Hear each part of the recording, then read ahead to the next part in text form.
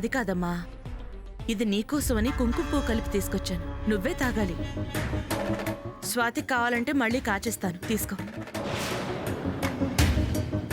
తాగు తల్లి. నువ్వు మమ్మల్ని పట్టించుకోవడం తప్ప నిన్ను నీ కడుపులో పెరుగుతున్న బిడ్డని అస్సలు పట్టించుకోవడం లేదు.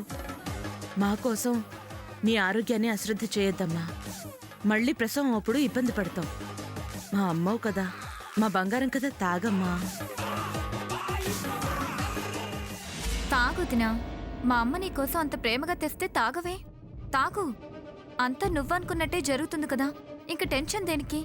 గ్లాస్ పాలే కదా, గటగట తాగే. తాగు ధరణి, తాగమ్మా. సరే తాగుతాను. నా కోసం మీరు ఇంత ఆప్యాయత చూపిస్తుంటే వద్దంటానా?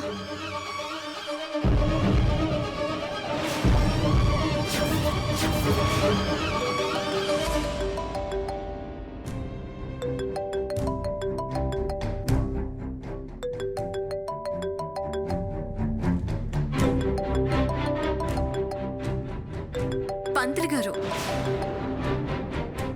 పంతులు గారు చెప్పండి.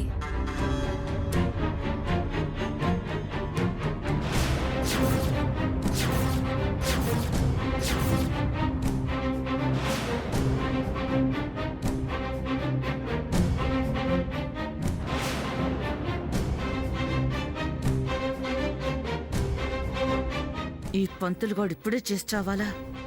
తొందరగా మాట్లాడరా పంతులు. అది నా ఎదుటే రక్తం కక్కుకొని చావటం నేను చూడాలి. అలాగే పంతులు గారు, వచ్చేస్తాం. ఆలస్యం ఏం చెయ్యంలేండి. మీరీలో పన్ని రెడీ చేసుకుని పెట్టండి. ఉంటానండి. అమ్మా ధరణి, పాలు చల్లారిపోతాయి, తాగమ్మా. అలాగే అత్తయ్య గారు. బాస్కమేది?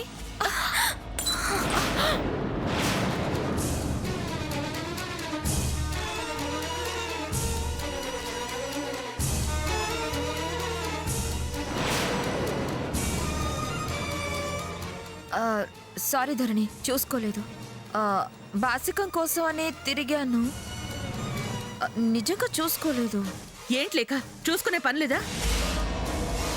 ధరణి కోసం ప్రేమగా పాలు తీసుకొస్తే తాగనికుండా నేలపాలు చేశావు. అత్త, నేను కావాలని చేశానా? నేను చూసుకోలేదు. చూసుకోవాలి కదా. పోన్లేండి అత్తయ్య గారు, పాలే కదా, వదిలేయండి. అది కాదమ్మా, నేను నీకోసం ప్రేమగా పాలు కాచి తీసుకొచ్చాను. నాకు రాసి పెట్టి లేవేమో. తర్వాత మీ చేత్తో మళ్ళీ తాగుతానులేండి, బాధపడకండి. స్వాతి రెడీ కదా? ఆకాష్ రెడీ అయ్యాడో లేదో చూసొస్తాను. పోనీలే అత్త, ఎందుకంత ఫీల్ అవుతావు? కూతురు పెళ్లి పెట్టుకుని అంత కోపంగా ఉండుకు, కాస్త నవ్వుతూ ఉండు. ఈ తింగరి మేళంతో చచ్చిపోతున్నాను. బంగారం లాంటి అవకాశాన్ని చెడగొట్టి చచ్చింది. దీన్ని ఏం చేసినా పాపం లేదు. ఛీ! అమ్మా, అలాంటి వాళ్ళది నిజమైన ప్రేమ కాదు, అది వ్యామోహం. ఎగ్జాక్ట్లీ చిన్నత్త, నిజంగా ప్రేమించుకున్న వాళ్ళు అలా చేయరు. ఎంత మనసు విరిగిపోతే కన్న కూతుర్ని పట్టుకొని మా దృష్టిలో చచ్చిపోయా ఉంటుందా తల్లి? అది సరే అమ్మా, తన కూతురుతో తన ఆ మాట అనేటప్పుడు ఆమె మాటల్లో వ్యథ, కళ్ళల్లో బాధ గమనించావమ్మా? పెద్దబాబుకు బర్త్డే విషెస్ చెప్పు కూడా వెళ్ళాం కదా.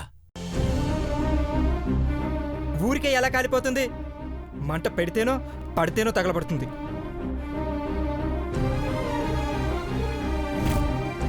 కరెక్ట్ చిన్నబాబు, నీకొచ్చినట్టే నాకు డౌట్ వచ్చింది. పార్వతే షర్టును తగలబెట్టిందనుకుంటా.